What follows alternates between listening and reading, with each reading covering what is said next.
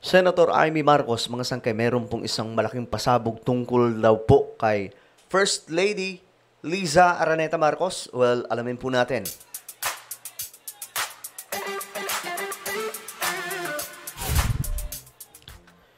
So, hello guys.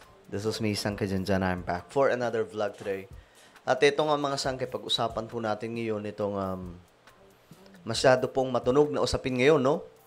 Patungkol po dito sa nangyaring overdose, no?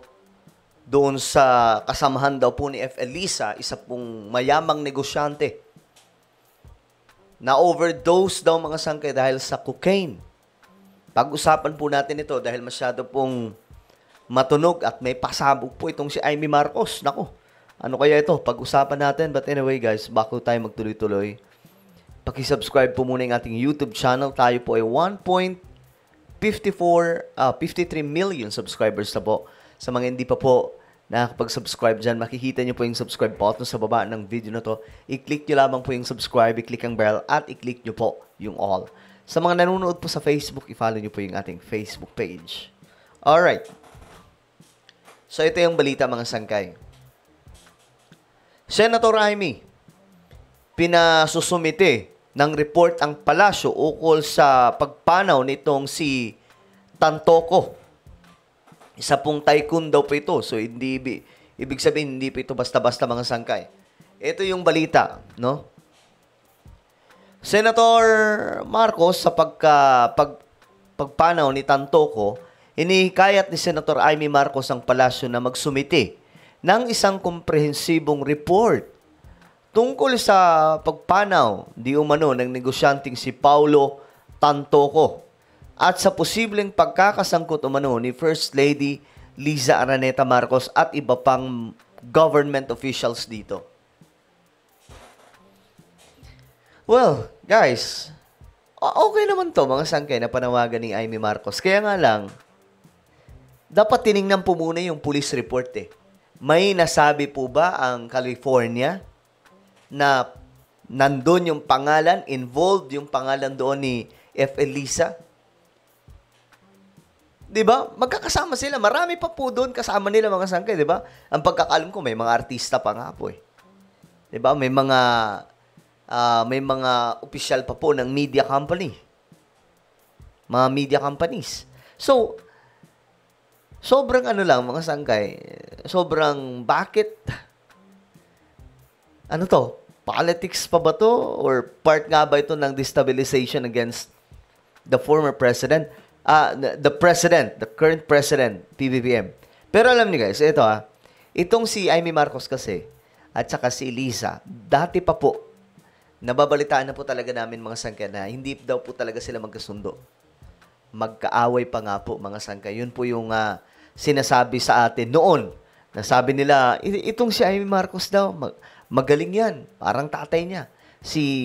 Kaya nga lang, may magaling din si Lisa daw po. Parehas daw po ito silang magaling. So, hindi sila nagkakasundo. At eto mga sanggay, kaya nga hindi po ko nagulat nung nagkaroon na po ng hidwaan. Masyado na pong bulgar ang hidwaan. Kasi, alam ko na to noon pa mga sangkay na mayroon po talaga silang tinatago na mga sama ng loob. I don't know guys. Why? Sabi dito, kasunod ito ng report na pumanaw si Tantoco dahil sa umano'y cocaine effects. Yung overdose na sobrahan. So bakit nila kinokonekta si First Lady? Unang-una dapat sa report mga sangkay, sa police report, nandun yun eh. Malabong makakalusot dyan si First Lady once na involved siya. Dapat naroon. Yun ang dapat ipakita eh. Diba? Yun ang dapat ipakita mga sangkay. May mga kumakalat na ulat na bahagi umano si Tantoco ng entourage ni First Lady noong magpunta siya sa Los Angeles. Dahil dito, posibleng may kaalaman umano ang First Lady sa pangyayari. Well, diba? Ano naman kung bahagi siya ng entourage ni First Lady? Anong kinalaman niya? Diba? Pumasok kayo sa isang event. Malaking event yun Hindi po yun na parang ano lang, tropahan lang na nasa private room. Hindi po ganun. Malawak po yan. So, I'm sure may mga kaibigan din po ito si Tantoco. At mayroon din pong mga kaibigan itong si First Lady. So, parang ganito lang yan. Ito lang naiisip ko. Parang imposible naman na ikaw, pinaghihinalaan ka na nga na gumagamit, gagamit ka pa. Tapos kasama mo pa mga artista, doon po yung mga kilalang pagkatao, mga sangkay, may mga tycoon. Diba? Di ba naisip nila yun? Sobrang naanuhan lang ako, mga sangkay. Parang naiwagaan lang ako. Parang imposible naman. Halimbawa, ikaw ba, pinaghihinalaan ka na, ang dami nang nagsasabi sa'yo. Naano ka na, nararadyo, nadadyaryo, natitv, nabablog, na gumagamit ka rin ng ganyan. Gagamit ka pa ba? Tapos in public, ang daming tao. Diba? Masyado ng palaisipan. Humihingi rin ng clarification si Senator Marcos sa kinaroroonan ng First Lady noong mangyari ang insidente at official records tulad ng medical examiner's report para pabulaanan ang mga ulat.